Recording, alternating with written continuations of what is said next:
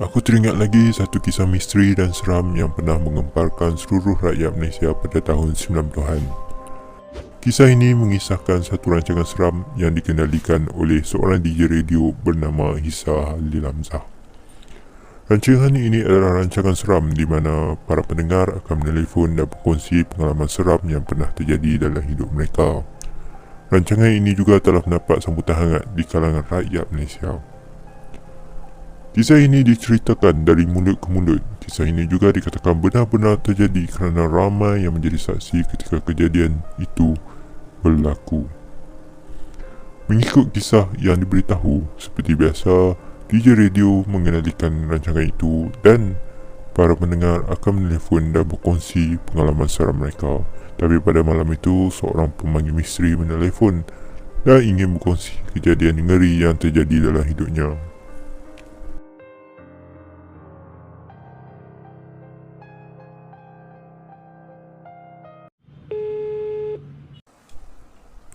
Siapakah gerangan di hujung talian? Hello dan selamat tengah malam. Hello. Hello. Siapa cakap tu? Sini.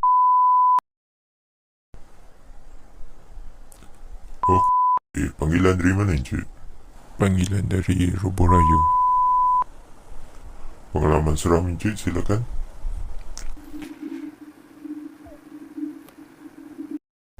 Ini berlaku bila, Encik?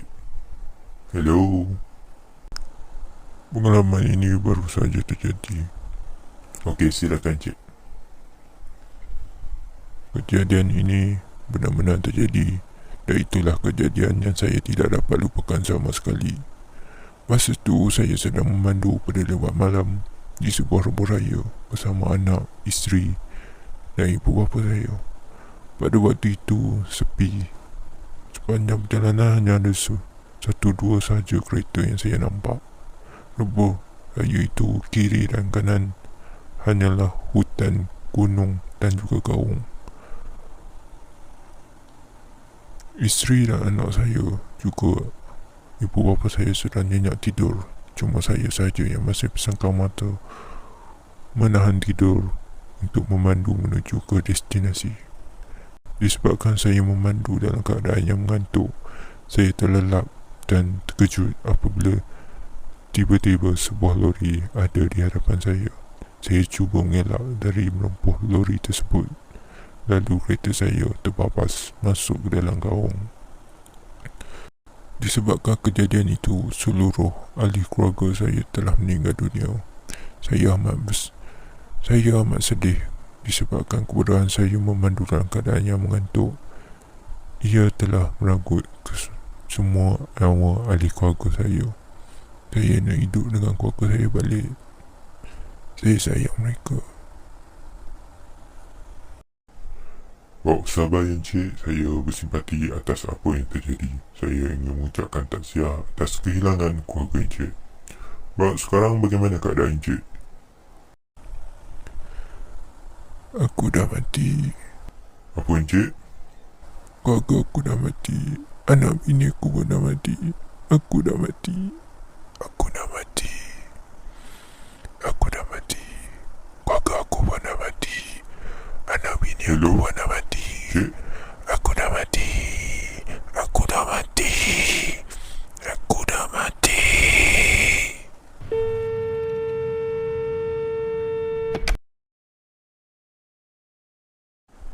Itulah dialog yang saya reka sendiri bagi menjelaskan keadaan itu kepada para pendengar.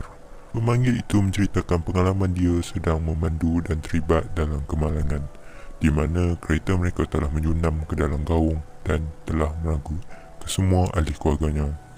Akhir sekali dia juga menyatakan bahawa kemalangan itu juga telah meragut nyawanya di tempat kejadian dan kemudiannya talian terputus. DJ radio berkenaan cuba memanggil semula lelaki misteri tersebut beberapa kali, tapi panggilan tidak dapat disambungkan. Setelah itu, rancangan itu kembali seperti biasa. Ramai yang beranggapan bahawa itu hanyalah sekadar satu panggilan palsu atau prank yang dilakukan.